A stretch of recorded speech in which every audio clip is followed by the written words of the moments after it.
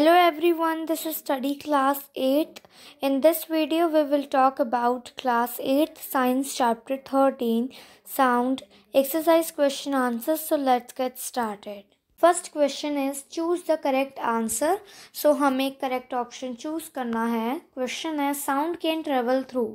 Sound किससे travel कर सकती है? Gases only, solids only, liquids only, solids, liquids and gases.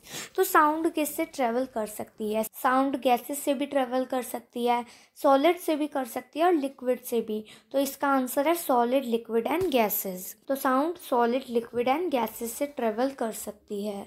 So this is the answer. Second part is which of the following voices is likely to have minimum frequency? इनमें से किसकी voice में कम frequency होगी?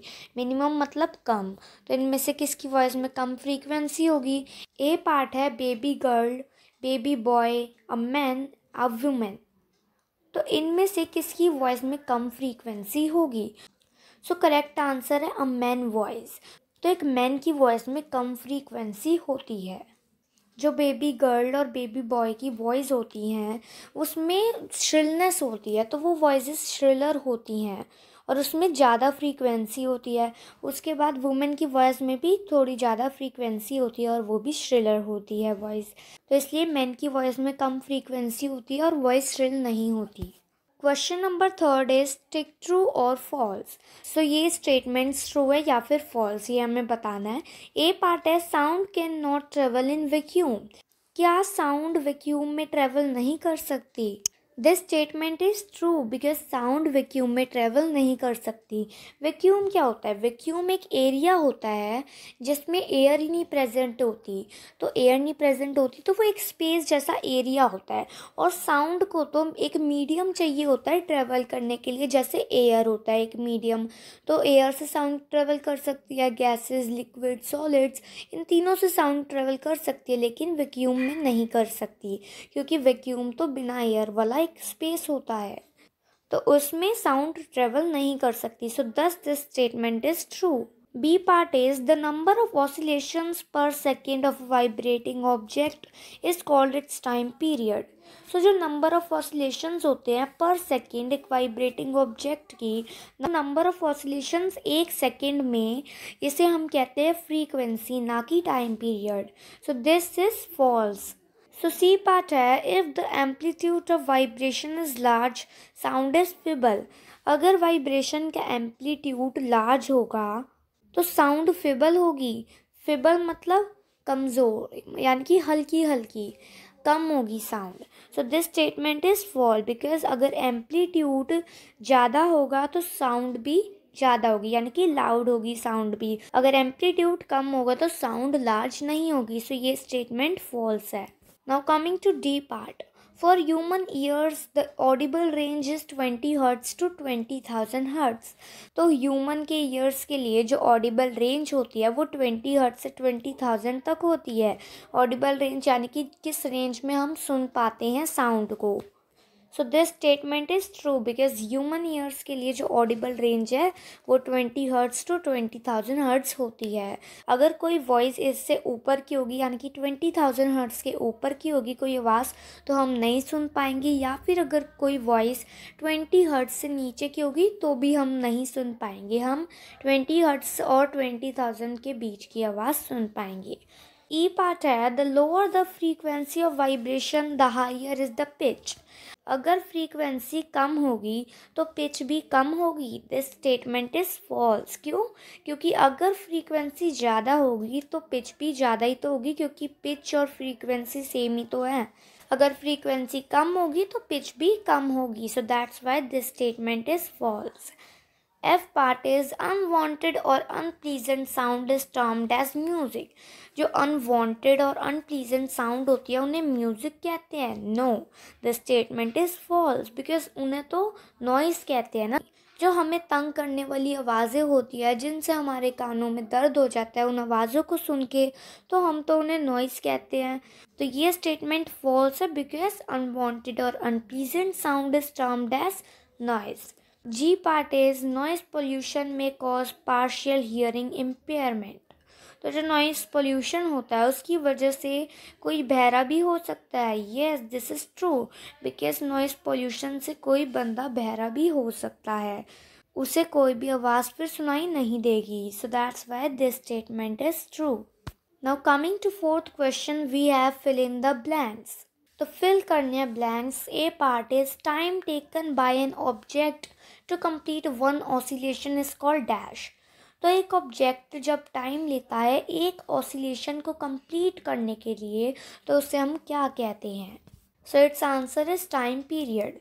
जब एक object time लेता है एक ऑसिलेशन को कंप्लीट करने के लिए उसे हम कहते हैं time period. B part is loudness is determined by the dash of vibration. तो लाउडनेस किससे पहचानी जाती है? अगर लाउडनेस तेज़ होगी तो जो एम्पलीट्यूड है वो भी तेज़ होगा, तो लाउडनेस पहचानी जाती है एम्पलीट्यूड से। So its answer is amplitude. C part is the unit of frequency is dash. तो जो यूनिट होती है फ्रीक्वेंसी को देखने की, फ्रीक्वेंसी किस यूनिट में लिखी जाती है तो वो यूनिट होती है हर्ट्ज़ और इसकी शॉर्ट फॉर्म है HZ। तो जैसे कि ह्यूमन ईयर्स की ऑडिबल रेंज होती है तो ये भी जो यूनिट होती है ये भी इस फ्रीक्वेंसी की यूनिट में ही एक्सप्रेस होती है, जैसे कि 20 to 20,000 हर्ट्ज़। तो ये यूनिट एक्सप्रेस हुई है इसी यूनिट में। D part is unwanted sound is called dash. अभी अभी हमने ट्रू फॉल्स में देखा था कि जो हमें तंग करने वाली आवाज़ होती है, जिन्हें सुन के हमारे कानों में दर्द हो जाता है, तो उन्हें हम क्या कहते हैं? उन्हें हम कहते हैं noise. So its answer is noise, क्योंकि वो आवाज़ें हमें अच्छी नहीं लगती। E part is shrillness of a sound is determined by the dash of vibration. तो साउंड कितनी श्रिल है, उसमें कितनी श्रिलनेस है, और ये डिटरमाइंड होती है किससे? किस वाइब्रेशन से डिटरमाइंड होती है? सो its answer is frequency. Shrillness यानी कि साउंड जो है वो क्लियर नहीं होती, हमें अच्छे से सुनाई नहीं देती, तो इसे हम कहते हैं श्रिलनेस। उसमें खड़खड़ाहट आती रहती है साउंड में। तो जो वाइब्रेशन की फ्रीक्वेंसी होती है उससे डिटरमाइंड होती है shrillness. Fifth question is a pendulum oscillates 40 times in 4 seconds, find its time period and frequency. तो एक पेंडुलम ऑसिलेट करता है 40 टाइम्स 4 सेकेंड में और हमें उसका टाइम पीरियड और फ्रीक्वेंसी निकालनी है। तो फॉर्मूला होता है time taken upon number of oscillations. तो एक ऑब्जेक्ट कितना टाइम ले रहा है और अपॉन में आता है नंबर ऑफ ऑसिलेशंस की वो कितने ऑसिलेशंस कंप्लीट करता है, तो ये होता है इसका फॉर्मूला। तो ये डिवाइड हो जाते हैं, अपॉन में आ जाते हैं। तो टाइम टेकन यानी कि टाइम कितना लिया है, here it is return that 4 seconds, तो टाइम लिया है 4 सेकेंड्स, और नंबर ऑफ ऑसिलेशंस कितने हैं 40 टाइम्स। सो 40 टाइम्स है ऑसिलेशंस, तो 4/40 आ गया, और 1/10। सो अगर हम इन्हें कैंसिल करेंगे, सो 4 1 द 4, 4 10 जब 40, तो हमारे पास आएगा 1/10, और इससे अगर हम डिवाइड करेंगे तो 0.1 सेकेंड आंसर आएगा। तो इसका टाइम पीरियड हमने फाइंड कर लिया। अब फ्रीक्वेंसी की बात करते हैं। तो फ्रीक्वेंसी का फॉर्मूला होता है number of oscillations upon time taken. तो वही एक ऑब्जेक्ट कितने ऑसिलेशंस कंप्लीट कर रहा है वो न्यूमरेटर में आ जाता है, यानी कि ऊपर आ जाता है, और टाइम टेकन वो डिनोमिनेटर में आ जाता है। तो नंबर ऑफ ऑसिलेशंस अब 40 है तो ये ऊपर की साइड आ गया, और टाइम टेकन 4 है तो 4 सेकेंड टाइम लिया है। तो अगर हम इसे कैंसिल करेंगे, 4 1 द 4, 4 10 जब 40, so this will come 10 hertz. और देखो फ्रीक्वेंसी की जो यूनिट होती है वो एक्सप्रेस होती है हर्ट्ज़ में, तो इसलिए यहाँ पर हमने सेकंड नहीं लगाया, यहाँ पे हर्ट्ज़ लगाया, क्योंकि फ्रीक्वेंसी एक्सप्रेस होती है हर्ट्ज़ की यूनिट में। Question number 6 is the sound from a mosquito is produced when it vibrates its wings at an average rate of 500 vibrations per second. What is the time period of the vibration? तो एक mosquito है वो अपने wings को vibrate करता है एक average rate पर जो है 500 वाइब्रेशंस पर सेकेंड, यानी कि वो एक सेकेंड में 500 वाइब्रेशंस प्रोड्यूस करता है। 500 वाइब्रेशंस प्रोड्यूस करता है, तो हमें इसका टाइम पीरियड निकालना है। तो फॉर्मूला वही है time taken upon number of oscillations.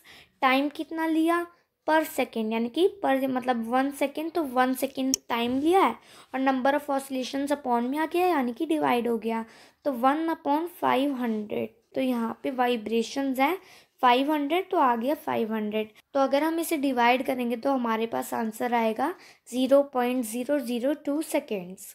So this is the answer.